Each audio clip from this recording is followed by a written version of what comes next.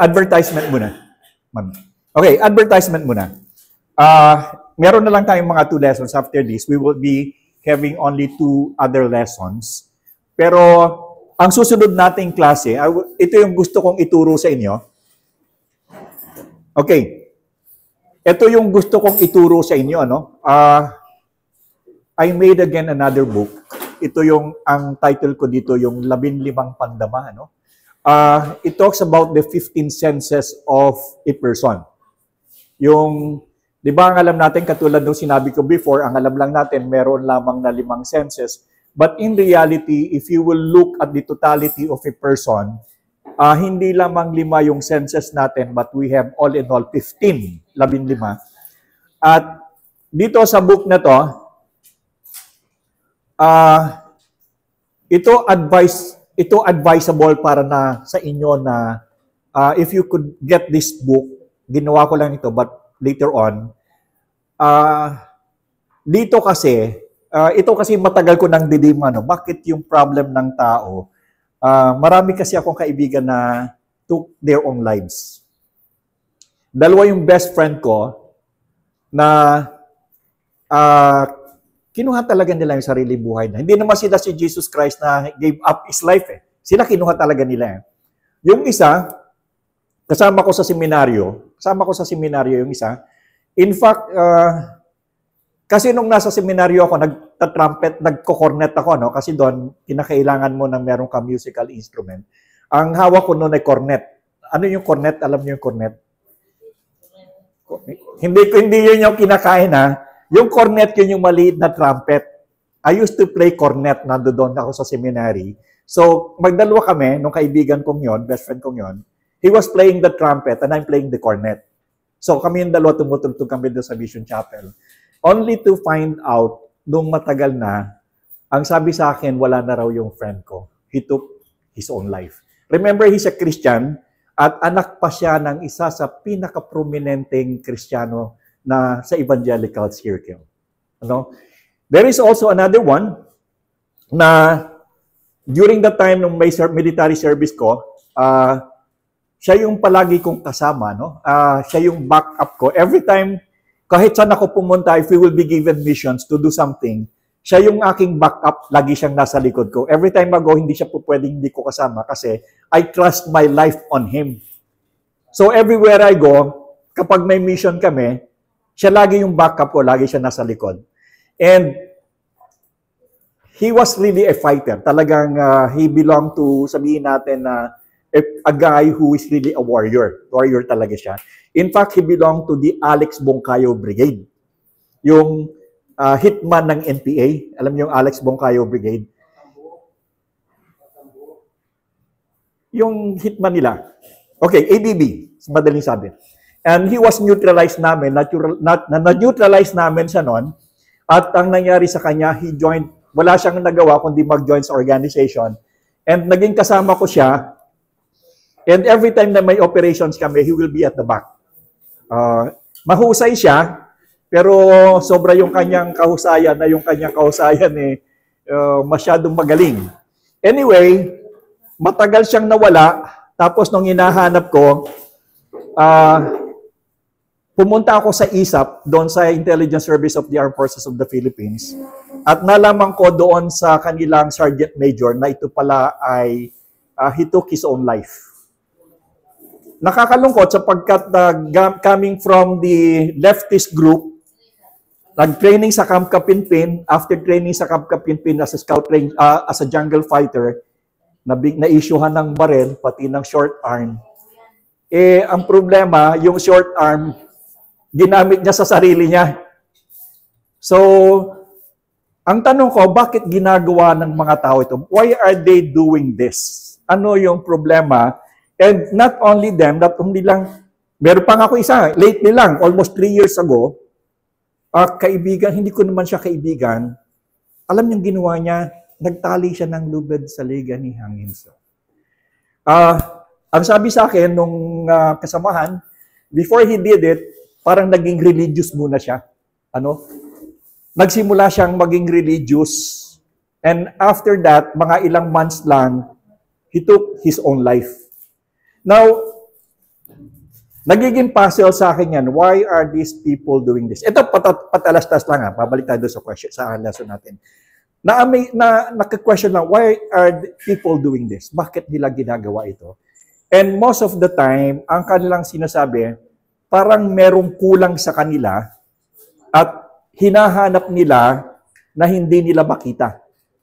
So, ibig sabihin, nagkakaroon sila ng depression, not only depression, nagkakaroon sila ng emptiness, and because of these unbearable consequences ng emptiness na ito, o kaya yung consequences ng depression, what they're doing is to ease the pain.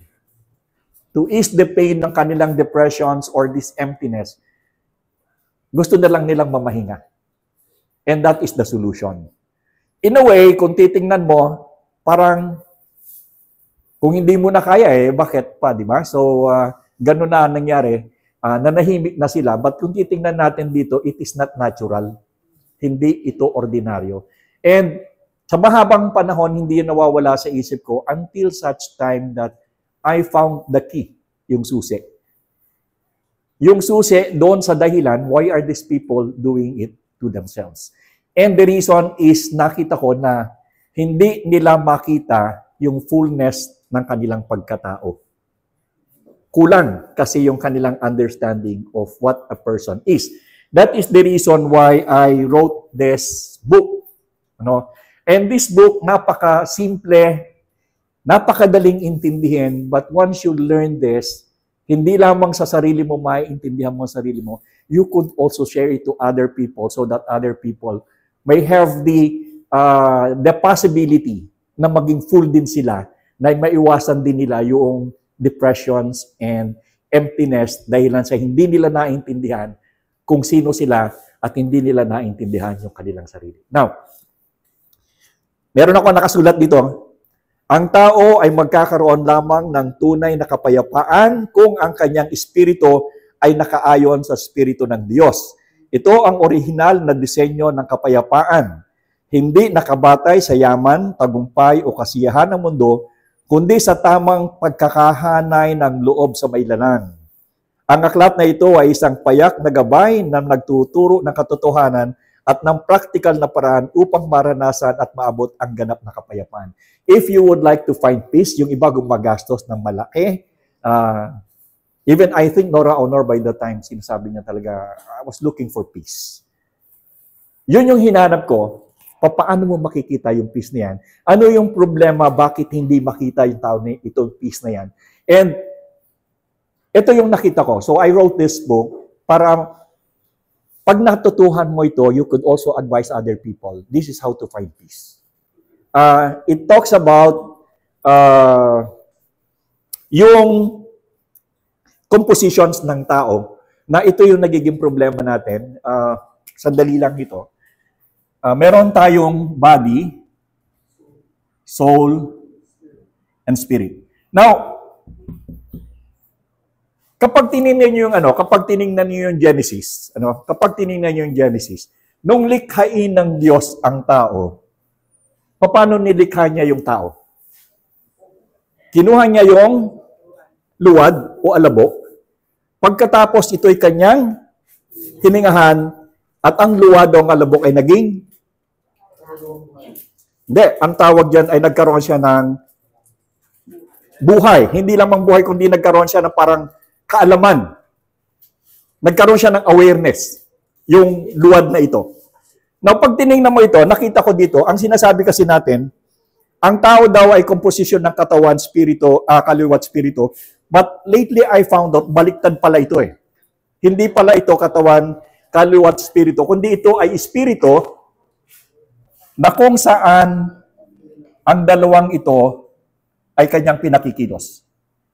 Kapag ang spirit ng Diyos, itong spirit na ito, ay hindi nakakombine dito, normally, a person will only live his life as a body and soul.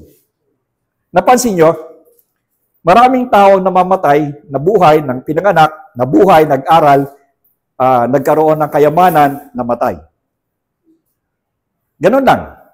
But in reality, when you look at it, ang tao kasi, ang sabi dito nung likhain ng Diyos, hiningahan ng Diyos ang tao at siya ay nagkaroon ng kaalaman, nagkaroon siya ng buhay. But remember, bago nagkaroon ng kaalaman o kaluluwa yung katawan, nauna yung hininga ng Diyos doon sa luwad. At yung hininga ng Diyos na yon, ang tawag doon sa original is Ruach. No? Yung Holy Spirit, ang tawag diyan kasi is Ruach HaKodesh. Pero yung hininga ng Diyos, ang tawag diyan ay Ruach. So, nung hiningahan ng Diyos yung tao, okay, tikit muna siya, no? Hindi pa siya gising eh. Yan. Shhh, yan. Hiningahan siya. Nung hiningahan siya, naka-turtleneck siya, kayo naman eh. Yan. Naka-turtleneck siya. Anyway, alin? Naka-shorts siya, naka-shorts. Anak naman, ang dami-dami mo makikita. Naka-shorts siya, naka-shorts. Anyway, so nung hiningahan siya ng Diyos, nagkaroon siya ng kaluluwa. And at the same time, nagkaroon din siya ng kanyang sariling spirit. Now remember, yung spirit niya by this time, so nakatawa na siya ngayon kasi meron na siyang spirit eh. Yan, masaya na siya ngayon. Teka muna, nakakahiya naman. Lagyan natin ng buhok. Okay. So, nung hiningahan siya ng Diyos, nagkaroon siya ng spirit. So, dalawa yung nasa sa kanya, no? The spirit of the Lord at saka yung kanyang spirit. That is why si Eva at Adan, they were living in harmony with God. The problem is, nung sila'y magkasala, the spirit of the Lord departed on them. Kasi nagkasala sila. Hindi naman po pwedeng manatili ang espiritu ng Diyos sa isang makasalanang tao. So, ang nangyari dito, the man became body, soul, and his own spirit. Nawala yung spirit ng Panginoon sa kanya. And that is also the reason, remember, that is also the reason why Jesus Christ came. Diba? Sapagkat nung bumaba, ang reason kung bakit si Jesus Christ ay pumunta rito is because nung magkasala yung tao, napahiwalay sa kanya. At hindi lamang yung kanyang body and soul na napahiwalay sa kanya, yung spirit ng Panginoon ay nawala sa kanya. Okay, now, baba mo ito. Dito ka na. Nung mawala yung spirit na yan ng Panginoon sa kanya, so now the person is living on his own body, his own soul, and his own spirit. Ang problema, doon sa spirit ng tao ngayon, dahilan sa wala ang espiritu ng Diyos, ang kanyang spirit by himself, even though it's in his body, it is dead. Patay. Diba? Nandito nga, kaya makikita ninyo, kahit ngayong oras na ito, makikita nyo na napakaraming tao na nabubuhay. Buhay sila sa katawan, buhay sila sa kanilang kaluluwa, yung awareness nila, and yet, hindi sila aware sa spiritual life. Though ito, ang tao, kaya makikita nyo, ang tao, lagi na lang sinasabi lang parang may kulang. Meron silang hinahanap na hindi nila malaman kung ano. Ito yon. Because yung kanyang kaluluwa, at yung kanyang espiritu ay nagsasabi sa kanyang kaluluwa, I am existing. Nandito ako. So this spirit needs to be awakened. Kinakailangan ito'y buhayin, kinakailangan ito'y i-revitalize para itong kanyang spirit na ito ang magdala dito sa kanyang soul. At kapag maayos ang iyong soul, maayos ang iyong body. Why? In this book, ang ginawa ko dito yung secular understanding at saka yung spiritual understanding. Ano ang sinasabi sa secular na paniniwala tapos ano ang sinasabi ng banal na kasulatan? Kaya maganda ito, napakasimple. So, tatandaan nyo sa science or sa agham, kapag ikaw ang iyong kaluluwa ay disturbed, di ba? When you say yung disturb yung kaluluwa mo, yung senses mo ay disturbed, anong nangyayari sa katawan mo? Yung acid mo tumataas dahil may stress ka, may kaguluhan ka. So if your soul is in distress, it will also affect your body. Ganun yon. At ang problema, karamihan sa mga tao, ito lamang ang buhay nila. Though they have the Spirit na ibinigay ng Panginoon, but this Spirit is tulog. That is why when Jesus Christ came and when He was talking to Nicodemus, anong sabi niya kay Nicodemus? You must be born of the Spirit. Kasi nga, that is one thing I found out. Bakit ang tao ay in distress? Bakit sila nagsasabing kulang? Because the Spirit of the Lord, yung ruwak sa kanila, na nawala dahilan sa kasalanan, God or Jesus Christ would like to restore it. Yun yung sinabi niya kay Nicodemus. Jesus Christ would like to restore the ruwak na nawala dahilan sa kasalanan, and He would like to give back that Spirit to the person. That is why, kapag ikaw daw ay nabuhay, na born again in the Spirit, kasi again in the Spirit, ibig sabihin namatay. Kaya nga may again di ba? So, kapag nabuhay uli yung Spirit mo yan, that Spirit, yung Holy Spirit, yung Ruach HaKodesh, again will join your spirit and the Spirit of the Lord. Dati-dating nandoon sa paradise na nawala, dahil lang kay Jesus Christ, it will come back again at mag-join again. And the moment na mag-join again ang Spirit ng Panginoon at saka ang Spirit ng tao, then that Spirit na nasa sa tao will be awakened. At kapag yun ay na-awaken, then magkakaroon siya ngayon ng consciousness about God. In reality.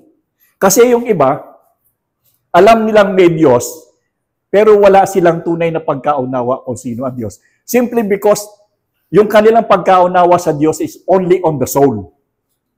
Awareness, kaalaman. Pero in reality, hindi buhay ang kanilang spirito. And you can only understand what God is if your spirit is awake. Naintindihan nyo? So ngayon, ito pala yung solusyon. Ito pala yung reason. That is why if you know now the exact purpose of the Spirit of the Lord, ito pala yung susi para ikaw ay magkaroon ng kapayapaan. Because once you are in the Lord, there will be peace. At ang mangyayari sa iyong soul, dahilan sa natututuhan mo na kung anong sinasabi ng Panginoon, ang iyong kaluluwa ay magkakaroon ng kapayapaan. Anong nangyayari? Dumadamay ang iyong katawan, ikaw ay gumagaling. Di ba?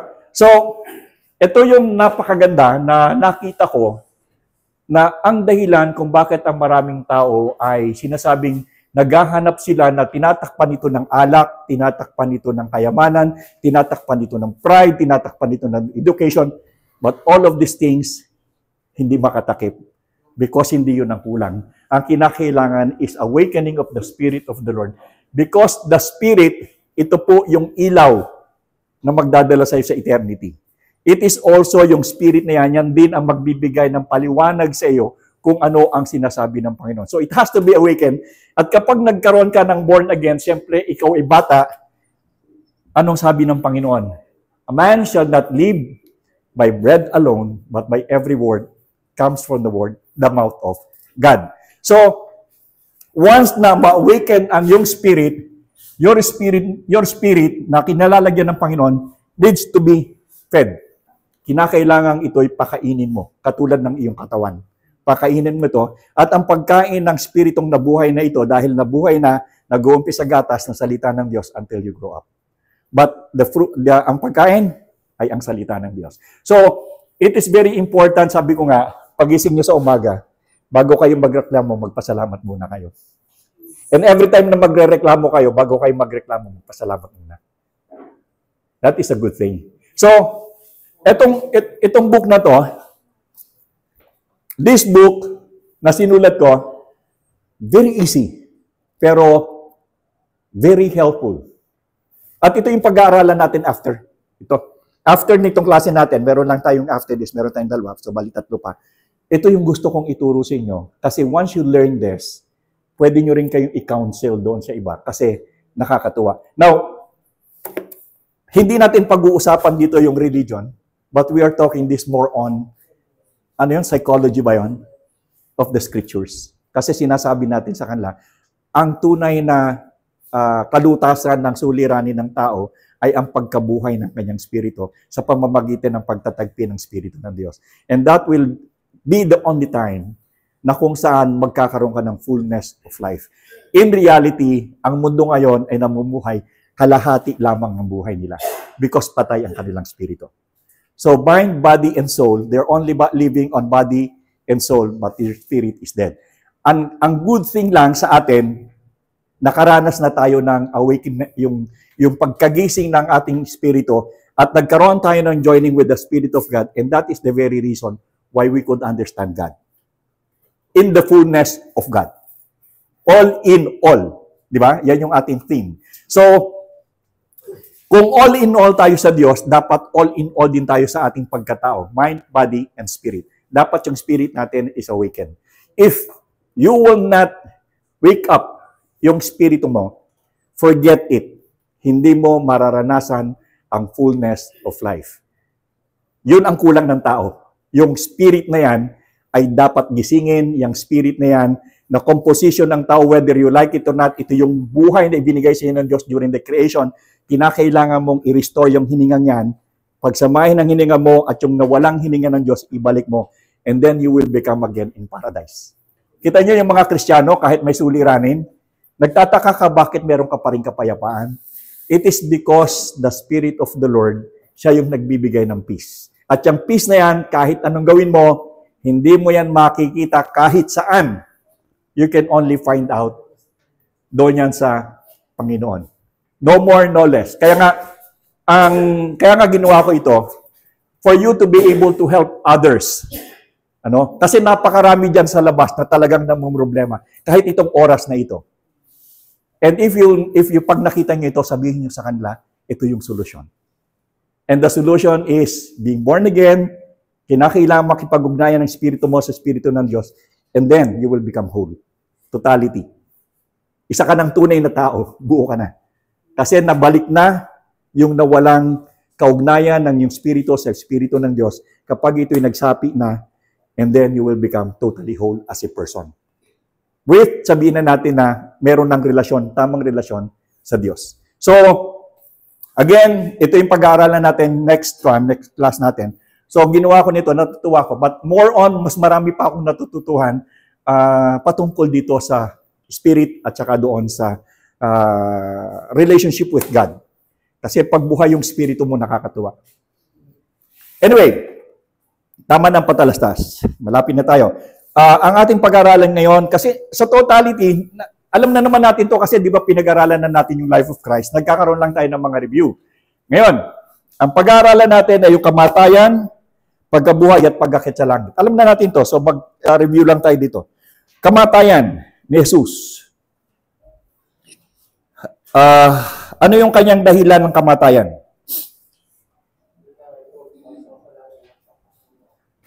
Nasaan yun? Number 20. Okay, nandoon, kamatayan ni Jesus. Ano daw yung dahilan ng kanyang kamatayan?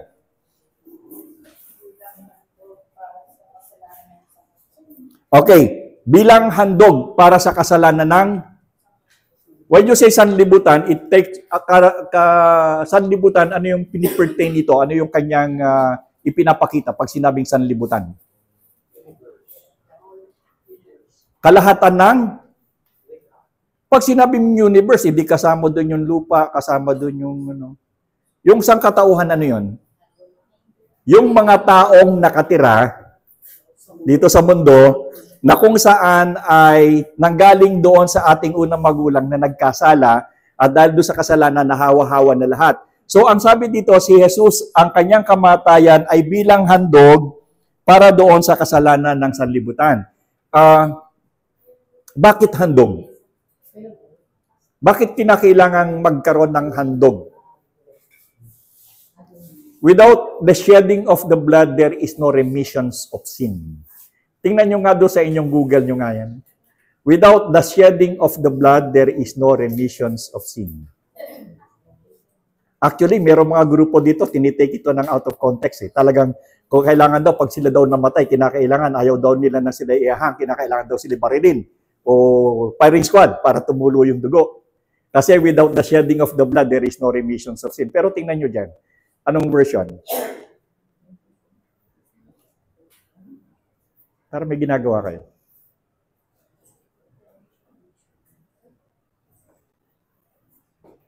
Kita nyo? No shedding of the blood, there is no remission of sin. Wala yun dyan. Tingnan nyo doon sa Google nyo. Alam ko, meron kayong mga Google yan. Ano sabi?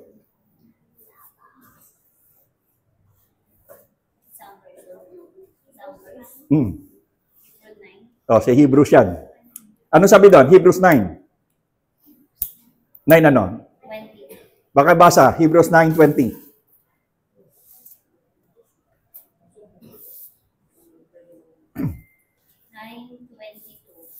Ayon sa kautusan, halos lahat ng bagay ay nililinis sa pamagitan ng dugo. At kung walang pag-aalay ng dugo, ay walang kapatawaran ng mga kasalanan. Okay, without the shedding of the blood, there is no remission of sin. Ayon sa kautusan. So, sino ang nag-shed ng blood para sa remission of sin? Sino? Siya yung ultimate, di ba? Ang ginagawa nila nung una, ang ginagawa nila, nagpapatay sila ng tupa.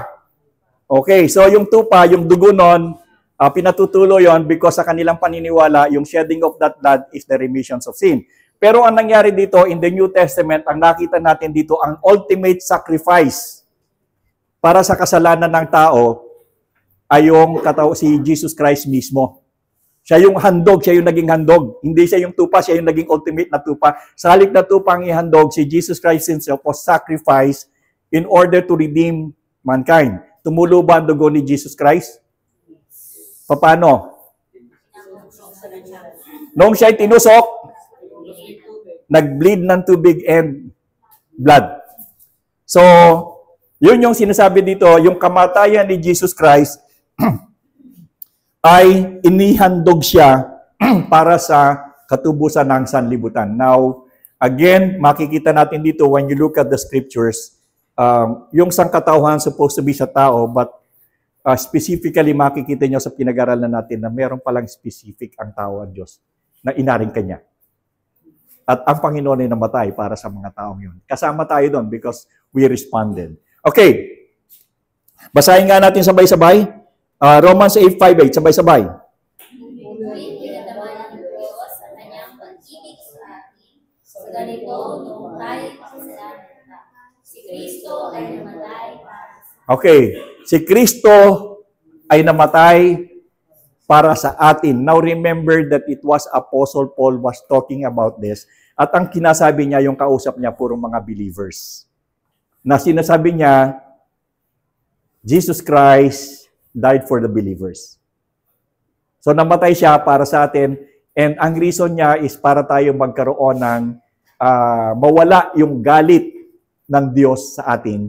Kaya yung kanyang sarili, ang kanyang ginawang sacrifice himself para ma-at-peace o maalis ang galit ng Ama sa atin, siya yung naging handog. Ano yung paliwanag? Sabay-sabay. Ang pagkain ni Jesus ay hindi aksidente. Ito ay hinihin ng Diyos Ama upang bayaran ang kasalanan ng sangkatauhan.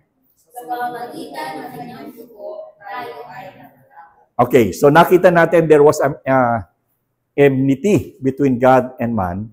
So, para tayo patawarin ng Diyos, Jesus Christ died for us. Ibig sabihin, kinuha niya yung parusa natin. And He put it into Himself para hindi tayo ang parusahan ng Diyos. Okay ba yun? So, kaya nyo bang gawin nyo sa kaibigan nyo yun? Di ba, kaibigan tayo ng Panginoon, and because we are the friend of Jesus Christ, He willingly sacrificed Himself for us because we are His friend. Can you do that also to your friend? Okay, natat. Kaya niyo bang gawin yon? Meron, si Jose Rizal, si Andres Bonifacio, di ba? Merong mga tao na inihahandog yung kanilang buhay for a greater cause. Di ba? At ang tawag sa kanila ay bayani. Sinong gustong maging bayani ngayon dito? Di ba?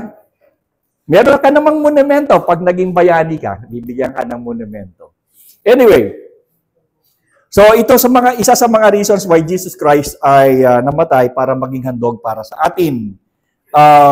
Okay, kasunod doon sa Isaiah 53 sa number 2, pakibasa ng isa.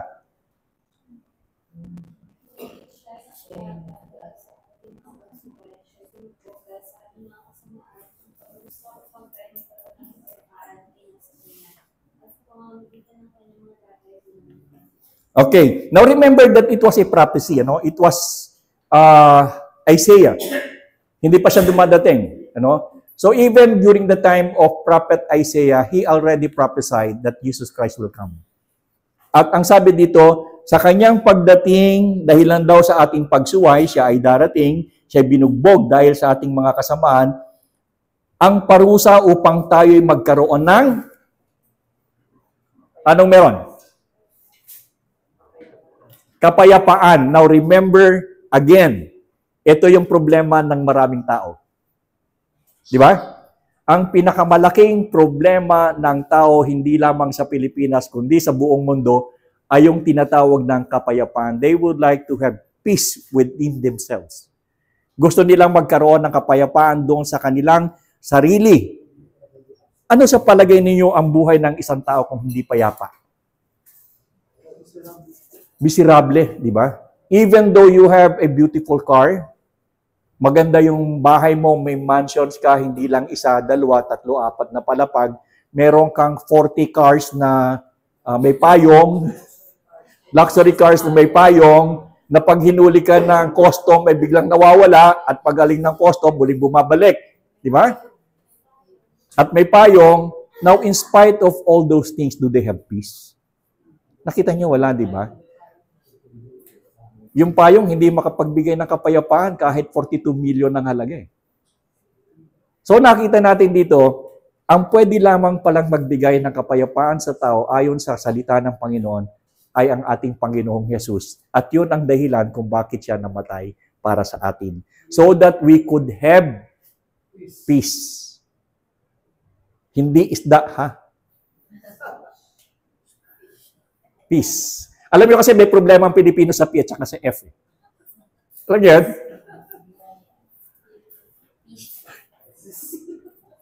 Fish, man, fish. Okay. So, ito pala yung reason kung bakit namatay si Jesus Christ, not only to serve as a handog, but also Jesus Christ died for us. Main reason is for us to be able to have peace with Him. And we know that only Him could give peace and no other else. Ano pa? Teka muna, basahin natin yon. Pakibasa, sabay-sabay nga natin. Nabasa na ba natin to? Paliwanag. Pabasa ng paliwanag. Sabay-sabay nga tayo. Bago maging si Jesus, itinapropesiya na ang kanyang pagdudusa at kamatayan ay daan ng ating kaligtasan. So, yung kanyang kamatayan is the way for our salvation. Some people are saying that ang means of salvation by joining their church. Kung hindi ka kaanib doon sa kanilang simbahan, hindi ka magkakaroon ng kaligtasan. But,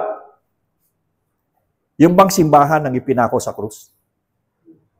Sino ang ipinako sa krus na nagbibigay ng kaligtasan? So, magkaiba yung simbahan doon kay Jesus Christ, ha? Hindi pareho yon.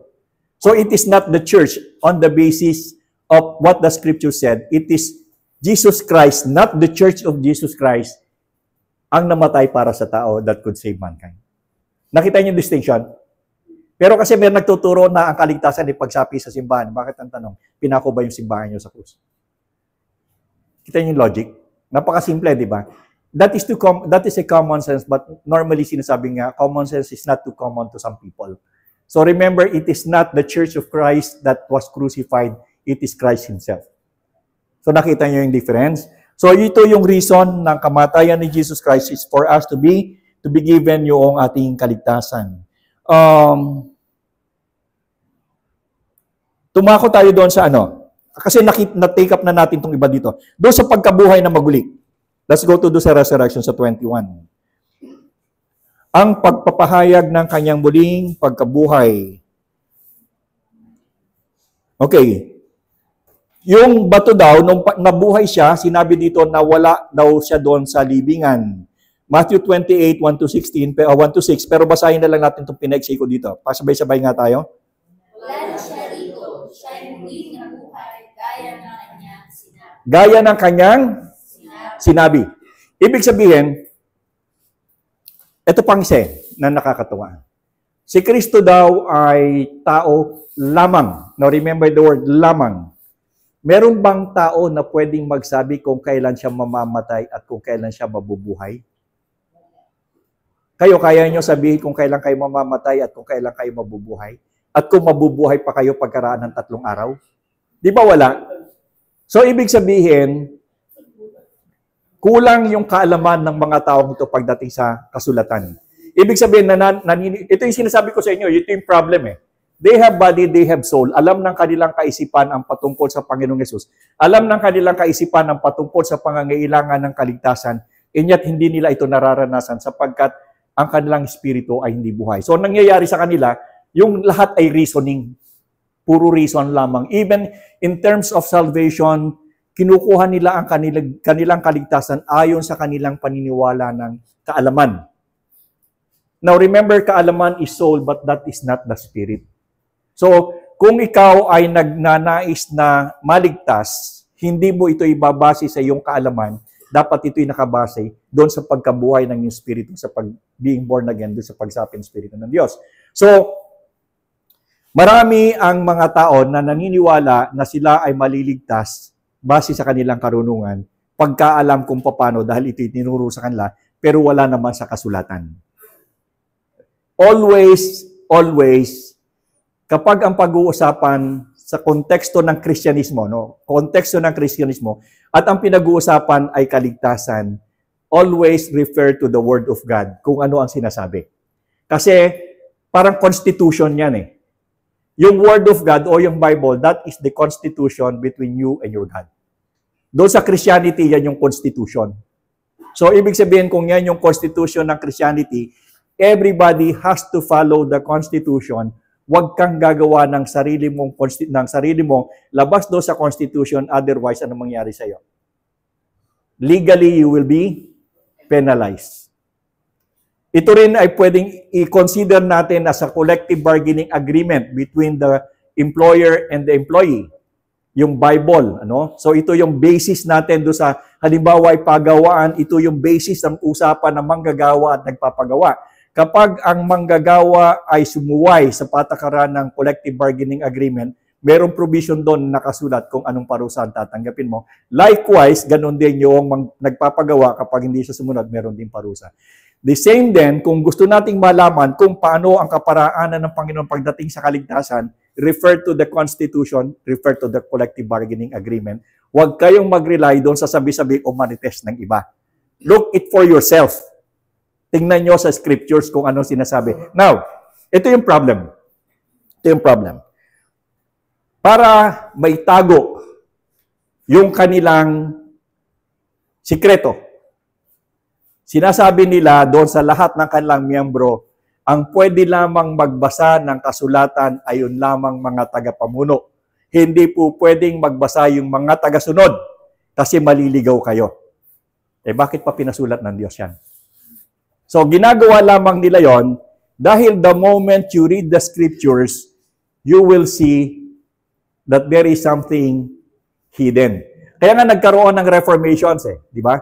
Bakit nagkaroon ng reformations? Bakit nagkaroon ng pag-alis ang maraming tao sa Europa noong 1517? Because the Bible was printed. That was the time na na-invento yung printing machine at yung Bible was printed. At ito ay ginawa ni Martin Luther for ordinary people to understand. Kaya nabasa nung tao, teka muna, bakit ganun yung tinuturo sa amin? Hindi pala ganun. Iba pala yung sinasabi ng Diyos. So if you would like to know kung ano ang sinasabi ng Panginoon tungkol sa kaligtasan, go to the scriptures. Maraming nagsasabi, pero teka muna, baka iba yung sinasabi mo sa sinasabi ng Diyos, yung sinasabi ng Diyos ang susundan ko. Hindi totoo yung hindi mo itong maiintindihan. Bakit? Sulat yan ni Apostol Pablo Sulat yan, di ba? Puro mga sulat yan. Paano mo hindi mo maintindihan yung sulat? Sulat nga lang yan Kaya lang, in that epistles or mga kasulatan, it lies the principle na dapat mong sundan. Hindi naman mahirap yun eh. Basahin nyo, napakadali. Kaya nga lang, ang problema, kung walang awakening, ito, again, kahit anong basa mo dyan, if your spirit is not awakened, kasi tatandaan nyo, ang Biblia ay sinulat sa pamamagitan ng inspirasyon ng Espiritu ng Diyos. So you could only understand yung in-inspired ng Spirit of God, which is the Bible, only if your spirit is awakened. Without the union of the Spirit of God and your spirit, hindi mo talaga yan maintindihan. So, yun ang basic, ano? It is basic for all things na gusto mo malaman tungkol sa Diyos. Yung spirit mo na hiningahan ng Diyos na nawala dahil sa pagkakasala, ibalik mo yan. At kapag hindi mo yan na ibalik, trust me, hindi mo makikita ang daan patungo sa kaligtasan. Hindi mo makikita. Kahit anong gawin mo. Kaya nga, importante, sinasabi ko sa inyo, no, read this book at pag-aralan natin yan so that you can counsel. Not only share the Word of God, you can counsel them that this is the problem. Ito yung problema. At kapag nakita nyo yung problema, na sabi nyo sa kanila, ito yung dapat mong gawin, hindi nila ginawa, problema mo yan. But like what we said, God said, kinakailangan natin share ang Word of God. Pero ang nakita ko, hindi lamang yung pagtuturo natin ng John 3:16 or whatever, it is good, but first awaken the Spirit. The moment na matulungan mo silang magising ang kanilang spirito, everything will follow. Sunod-sunod na yan. At hindi lang gagaling ang iyong kaluluwa, sasama na rin ang iyong katawan. Kaya nga sabi ko, maraming tao nagkakaproblema kasi ginugulo sila ng kanilang isipan. Ang kanilang ginagawa para matapos ang kaguluhan ng kanilang kaisipan, tinatanggal nila ang kanilang katawan. Di tapos. But that is not the solution. Merong solusyon eh. Gisingin mo ang iyong spirito because yan yung ilaw na magdatangay sa iyo patungo sa kaligtasan if it's awakened. Kinakailangan kumbaga patay, sindihan mo. Tulungan mong sindihan yung kanilang spirito. Okay, ano pa? Pagkabuhay na maguli. Nakuha na kasi na natin to eh. Sinama ko lang para mayroon kayong copy na inyo. Okay. Binasa na natin to, di ba?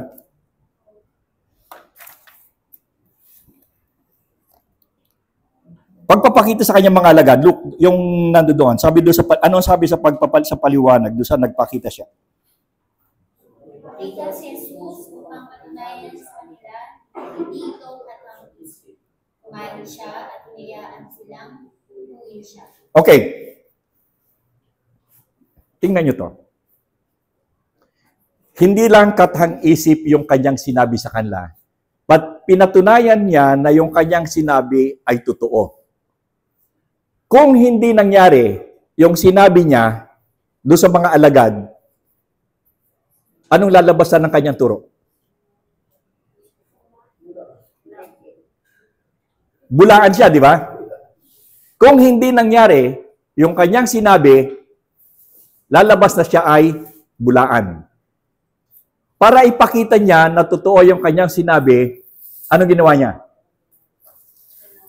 Tumigil siya kasama nila sa looban ng 40 araw, kumain siya at pinayagan niya silang hipuin siya.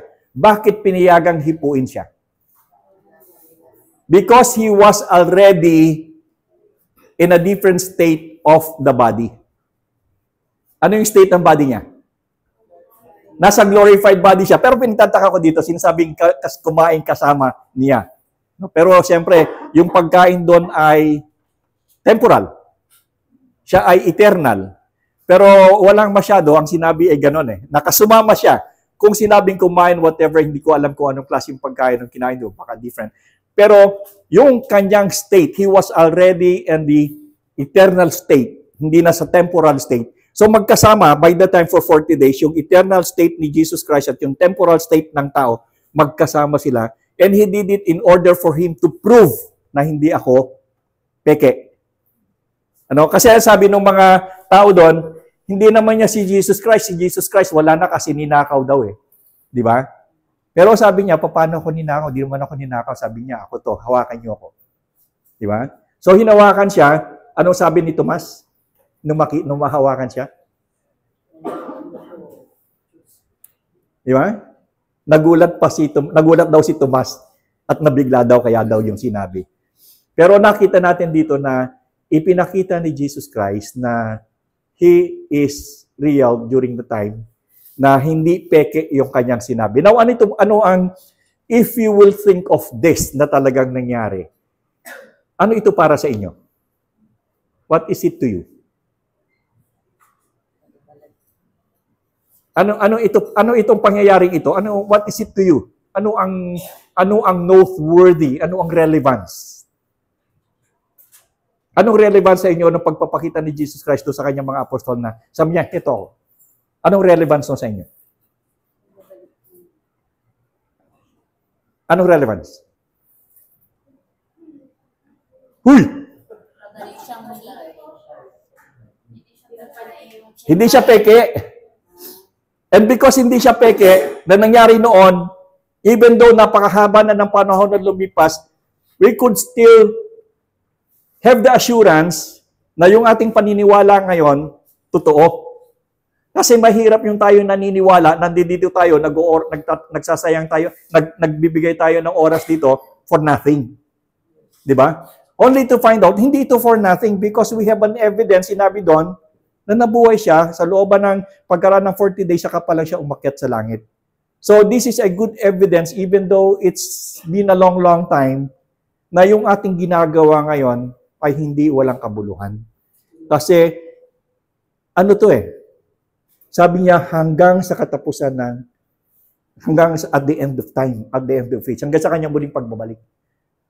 So hindi tayo wrong track. Ibig sabihin right now, nandito tayo, nag-aaral tayo, kumbaga sa train, nandito tayo sa tamang release. Dumatakbo tayo, nandito tayo sa release, tama yung tinatakbuhan natin. So ito yung relevance of the resurrections of Jesus Christ.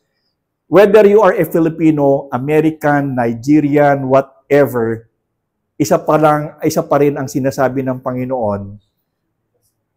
Dahilan sa inyong paniniwala, regardless of color, regardless of race, gender, whatever it is, totoo yung pananampalataya nyo because it has been proven ni Jesus Christ. Itinala yan, isinulat yan, so that hanggang makarating sa atin, alam natin kung anong nangyari. And we could hold on it. Di ba? Pwede nating panghawakan sapagkat ito ay, kasaysayan. Hindi na ito ebanghelyo lamang, it becomes a history in the making hanggang sa atin, hanggang sa susunod pa, na talagang nangyari ito. Ano yung history nga pala, by definition? Anong history? Tala na nakaraan. History is records of the past. So, it has been recorded, it has been proven na si Jesus Christ ay nabuhay. That is history. That is why we could still hold on to it, na ito'y totoo, na ang sabi dito, na kapag tayo ay nawala na dito sa earth na ito, this is not our end. But that will only be the end of our temporal life, but it is a beginning of our eternal life. Kinakailangang magkaroon ng transition from temporal to eternal. Ano ang transition? Death. Hindi ka pupunta sa langit kung hindi ka mamamatay unless ikaw si Enoch. Gusto nyo mag-Enoch? Ilang taon na buhay si Enoch? Baka kayo nakapampers na noon, gapang-gapang na, di ba? So, iba yung time nila. So, nakita natin dito na meron palang relevance yung buhay, kamatayan, at pagkabuhay ni Jesus Christ. Now, tapusin natin ngayon ito. Yung pag-akyat sa langit, Okay, pag-akyat sa langit. Bago siya umakyat sa langit, anong ginawa niya? Nagbigay siya ng huling. Sinong gusto ng utos? Utos ng utos. Di ba? Kainis yung utos ng utos. Pero nainis ba kayo doon sa utos ni Jesus Christ? Ano yung utos niya? Bakit sinabi niyang gawin yung alagad? Kasi, aalis na siya. Aakyat na siya sa langit eh. So, sino pa yung magtuturo? Di ba siya yung nagturo sa looban ng 3 taon? Nagtuturo siya tungkol sa kaharian ng Diyos. Eh, sabi niya, aakyat na ako doon sa langit eh. Sino pa magtuturo? Hindi lang alagad. Hanggang sa katapusan o hanggang sa kanyang pagdating, dapat ito'y ituro. At yung lahat na makaririnig ng turo ng Panginoon, dapat ito'y salin. Huwag niyong putulin kasi pag pinutol nyo at hindi nyo sinabi, paano pa masusunod yung utos? Kaya nga, mapapansin natin dito, from the time to 2,000 years ago hanggang sa ngayon, it's still going on. Kaya nga lang, ang problema, habang tumatagal, nagiging adulterated ang teachings ni Jesus Christ. Nagpadala ko sa inyo yung Baptist na church daw, Calvary Baptist. Hindi ako naniniwalang Baptist yung pastor na yon kasi meron tinatawag na Baptist distinctives. Hindi siya pumapasok sa Baptist distinctives. Ako, galing ako sa Baptist eh. Meron tinatawag na Baptist distinctives. Meron talagang ang mga pastor ng Baptist talaga nakakahon yan. Eh, ito hindi ito papasok eh. Pero ang dinadala niya simbahan, Calvary Baptist. Malayo siya. Anong ginagawa niya sa kanyang turo?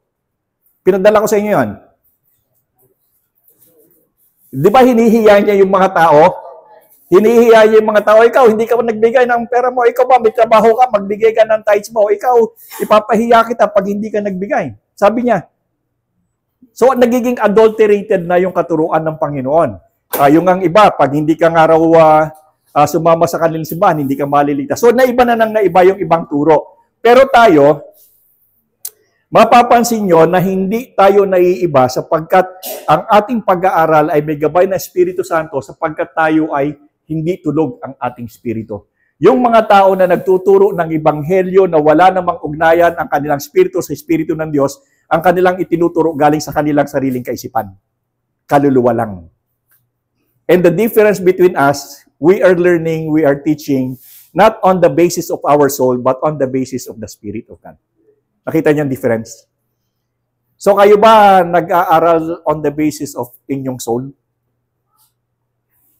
Ang inyo bang pag-aaral dito ay nakabase sa inyong kaluluwa? O nakabase ito sa inyong spirito? Sa spirit na, kasi gising na nga eh. Kasi kung spirito lang o kaluluwa lang ang basis niyo sa pag-aaral niyo sa salita ng Diyos, hindi niyo ito maintindihan. Kasi nga, walang magpapaliwanag sa iyo. Kasi spirit ang may inspirations to be written. Panya? Okay. Pangwakas na mensahe, pakibasa. Sabay-sabay. Number 23. Pangwakas na mensahe ng Sunday School natin. Ang kamatayan ni... Sige nga, sabay-sabay. Ang kamatayan ni Jesus ay sakripisyo. Ang pagkabuhay niya ay tagumpay. Ang pag-akyat niya ay simula ng ating misyon. Kung si Jesus ay namatay para sa atin, nabuhay upang bigyan tayo ng pag-asa at umakyat upang magtanda ng tahanan. Ang tanong ay ito, tayo ba ay nabubuhay para sa Kanya? Yes, the question is, tayo ba ay nabubuhay para sa Kanya? Yes or no? Okay, good. Question. Question. Actually, ito, parang ginawa ko lang ito para meron kayong sariling copy, magamit ninyo. Actually, sabi nga to, napag-aralan na natin ito, but I would like to reiterate. Talagang pinupukpok ko kayo sa Ebanghelyo because this will be the basis of everything. Tandaan nyo, yung sulat ni Apostol Pablo, madaming sulat ni Apostol Pablo, sulat ni Apostol Juan, tatandaan nyo ang kanya sinusulatan mga Kristiyano na nagkaroon na ng pagkabuhay ng muli sa kanilang spirito. Buhay na sa spirito, katulad natin. Pero bakit pinupukpok pa rin ni Apostol Pablo? Di ba? So, ibig sabihin, hindi pa nila tuwirang, bagamat sila ay nakakita na ng katliwanagan sa pamamagitan ng pagkabuhay ng kanilang spirito, yung kanilang kaluluwa hindi pa nare-refine. By the Spirit of the Lord, kapag nag-join ang ating spirit sa Spirit of God, tuturuan tayo ng Diyos sa pamamagitan niyang kanyang salita. Kaya yung ating kaluluwa unti-unting magbabago. Kaya nga sinasabi dito, from being temporal yung ating kaluluwa, nagkakaroon tayo ng panibagong understanding sa eternal knowledge. Kaya nga sabi ni Apostle Paul, therefore if anyone is in Christ, he is a new creation. All things are passed away. Yung kaluluwa ng lumang temporal, all things pass away, new things has come. Now you start to learning eternal knowledge. From temporal knowledge, because your spirit had been awakened, you are now coming through eternal knowledge. Kaya nga natututuhan natin na si Jesus Christ ay namatay, nabuhay, nagkaroon ng resurrection, ipinanganak ng virgin birth. These are the eternal knowledge. Ito yung pang-eternal na ito eh. Kasi ito yung pinag-aaralan natin. Ito yung ating buhay na ngayon sapagkat dadating panahon tayo kukunin ng Panginoon. But we are no longer living on the temporal understanding of who we are, kung sino tayo, at kung ano yung dapat nating ipamuhay. Nagbabago na. So, from temporal understanding, nagkakaroon tayo ng Sunday school. The reason why we have Sunday school is for us to gain the eternal knowledge about what God is and what is eternity all about. Naintindihan nyo ko? Ano pang tanong nyo? Wala naman kayong tanong. Daldal ako ng daldal dito na sagot. Wala naman tanong. O, aking nga po, may tanong. Di nawawala ng tanong yan. Okay, kung wala na, let's close in prayer.